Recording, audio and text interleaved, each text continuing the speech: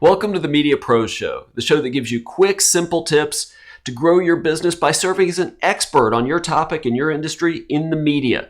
Learn how to get all the newspaper, magazine, TV, radio, podcast, and online interviews and media appearances that you want, that you need, and learn how to be great in those interviews. I'm Dr. David Geyer, orthopedic surgeon, sports medicine specialist, and media health and wellness expert. Today, we're going to talk about doing remote interviews on TV by Zoom and Skype. Now, we're not going to talk much about technical equipment. We'll do that in another podcast because there's a lot to talk about there. And I've talked in a prior episode about issues as far as where you look as far as doing one of these interviews, and that you look at the camera and not at your computer screen. So if you didn't see that, definitely go and check that out. But today we're going to talk about what's in the background of your remote interviews. And it seems a little crazy that we're even talking about this, but just watch cable news at the network level, national news, look at the national sports shows, and you're going to see a lot of problems with the backgrounds behind a lot of these experts. And the reason this matters is, a lot of people are saying, these remote interviews are just a phase. COVID basically kept everybody out of the studio. In the past, if you did an interview, especially in a big market, and I've done interviews, even though I'm in Charleston, South Carolina, I've done interviews in New York City, I've done them in Philadelphia, and I've done them in Washington, D.C., and sometimes on very short notice. But I actually had to go to those cities and do the interviews. Unless they need a quote from somebody outside their market very quickly, then they might have done it remotely. They try to bring people into the studio. Then the COVID-19 pandemic came. the stations at all levels, from local up to networks, basically kept outsiders out to protect the on-air talent, protect the producers so they could go about their jobs and not have people out due to COVID-19. Then all the interviews went remote. Zoom, Skype, occasionally at the local level it would be FaceTime, but it was done remotely. You would do it from your home or your office. Now, like I said, a lot of people expect that to go back to the way it was, but I know a lot of reporters and a lot of producers, and they love being able to do a remote interview quickly. I get requests from people, from reporters or show hosts or producers from around the country that need a quote or need a 30-second explanation of something very quickly, and they know I can turn on the lights, turn on this camera, and record it and send it off in no time. And so these remote interviews are here to stay. I really believe they're cheaper. There's no travel involved, can be done very quickly. So it's something that's very, very important. But again, your background matters. You're an expert. You're trying to grow your business and get more customers and clients and patients. You want to be seen as professional, but you also want to show a little bit of personality. So just as for fun over the next few days, watch cable news, watch the network news where guests are being interviewed, watch ESPN or Fox Sports or something like that, and look at the backgrounds of the experts. There's just tons and tons of things. They're mistakes, but just things that could be better. You got to remember here, your goal is to basically explain who you are, what you do, how you can help people, why it's important to you. You're trying to share your message with the audience. If you've got a background that's distracting for a number of reasons, any reason, they're focused on that and not on what you're saying. And so that's where a lot of experts get into trouble. So here, one thing I'm going to say this again going forward when we talk about ideas to do, before I talk about the things you shouldn't do and the things that a lot of experts seem to be doing with remote interviews, always remember to test your background. Do a Zoom call or Skype call with a friend and have them comment on what's in the background. Do they like it? Does it reflect well on you? What you would change, what you wouldn't. Even take a screenshot of that interview and look at it yourself and look for things that just aren't what you want to show, something that's distracting, things like that. But here are just a few of the things that I've seen just over the last year with COVID-19 that are less than ideal as far as the background goes. The one that's the most common is a plain white wall behind you. Just white behind you generally doesn't look terribly good. And if it's all white, I don't know, that's not the best. But on top of that, a plain white wall with nothing in the background. And tons of experts seem to do that for whatever reason. And that's something that you really don't want to do. You don't want lights behind you. And I've seen that with people, even at the network level. One of the big time reporters on ESPN, a lot of times has a floor light, it's basically like 5 feet tall, on in the background behind her. The problem with that is, and it doesn't have to be a light, it can be a window that doesn't have any shades or blinds or curtains where the light's coming directly in. The problem with it is that light behind you is really bright, but then it'll make you look really dark. You don't want any lights, and that's somewhat true with overhead lights as well. You don't want any lights behind you. Another problem experts do is that the whole thing is too dark. And maybe they just rely on the overhead light or, with no lights anywhere else, and just overall they're too dark. The station can't fix that. All they can put out is your feed. So if it's too dark, you're going to look too dark, and that's just generally a bad look. Generally, you want the background behind you to look good. What you don't want is for it to look messy. And you see this with just all types of things, piles of laundry on your bed if you're doing it in your bedroom, or just a pile of unkempt papers on your desk. Just lots of clutter. That looks really, really bad.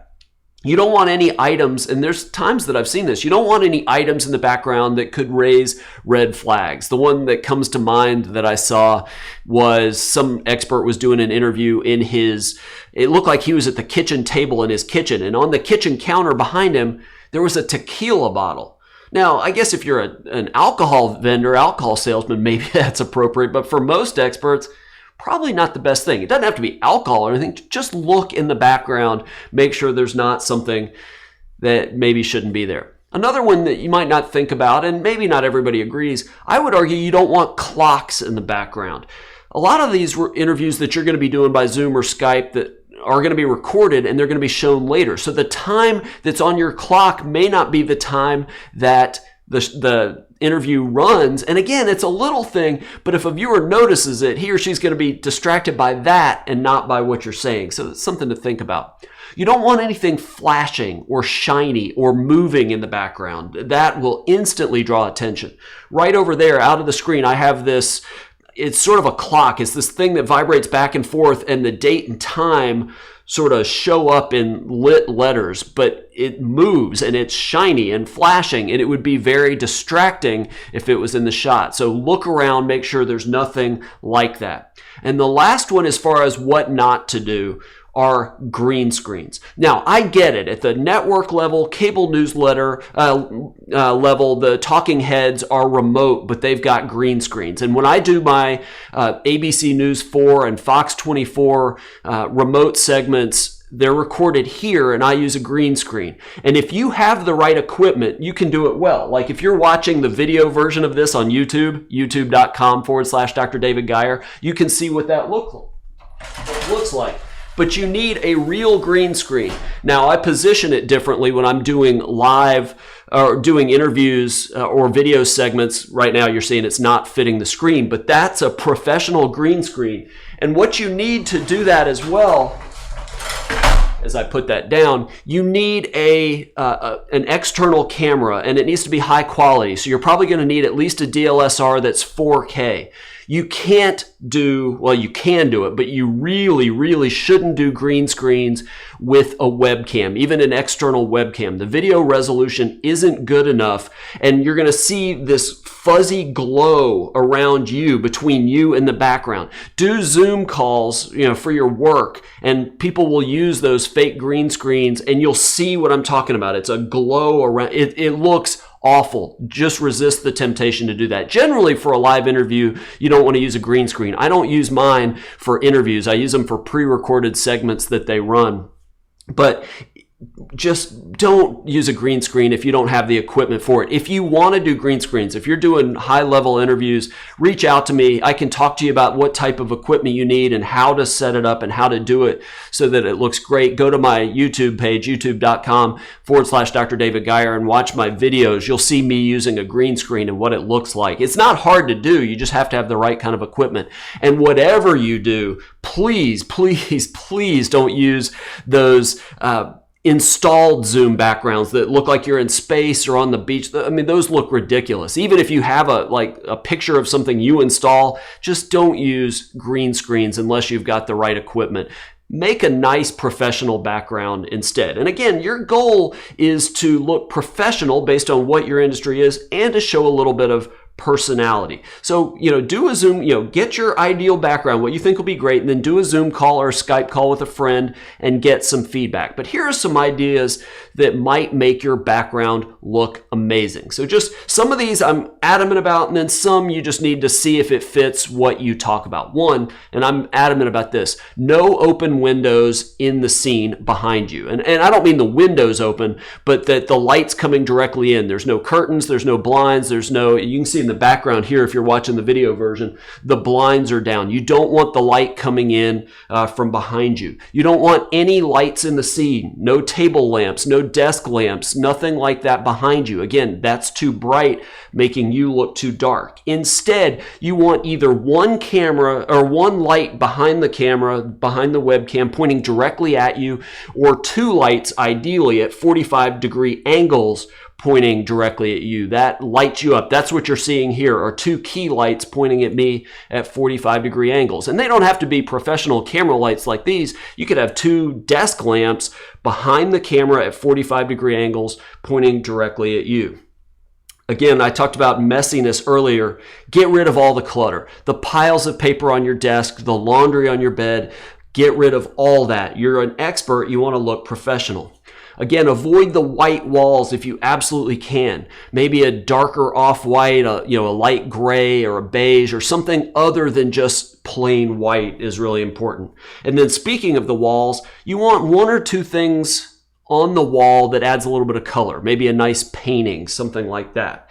Depending on what field you work in, maybe you have diplomas. That works great for doctors. Or you have awards in the background, not just a wall full of it necessarily, but a few that show your expertise or your credibility. Depending on what you do, again, you can vary up your background. If you're watching the video version of this, you see my background with all the bookshelves, and I do sports medicine. I take care of athletes and active people. So I have a lot of sports memorabilia signed by some of the people that I've worked with, some of the athletes or some of the coaches. That isn't going to be applicable to a dentist or a chiropractor or a real estate agent. So figure out maybe what in your industry might be something appropriate for you. You might consider a bookshelf. You see these bookshelves with books can be something really nice in the background. Or even something as simple as a vase with flowers or a plant, something to add color, something that looks nice. Again, just think about what looks professional, shows a little bit of personality, and then look at it with other people. Get a screenshot of it so you can look at it yourself. Look for red flags. Again, the tequila bottle being in the shot, probably not the best thing, but you can make something look great. And the last thing that I'm going to say about the background for a remote interview, and I've talked about this in a prior episode, pay attention to where your camera is. Way too many experts use the webcam built into their laptop or an external webcam on their laptop, and it's way below the level of their eyes. So they're looking down and the viewer is looking up into their nostrils. Not a great look. But from a background standpoint, the reason that's a problem is you're looking at their ceiling fan or their ceiling lights or the ceiling. So that looks even worse than, some of the mistakes I talked about that people have on the walls behind them. So definitely position your laptop correctly. This is something that seems like a little thing, but again, you're trying to impress people with what you're saying, your message, what you do, how you do it, how you help people. That's what you want people focused on. And then just use your background to add a little bit more to that, but definitely make sure it's not distracting them.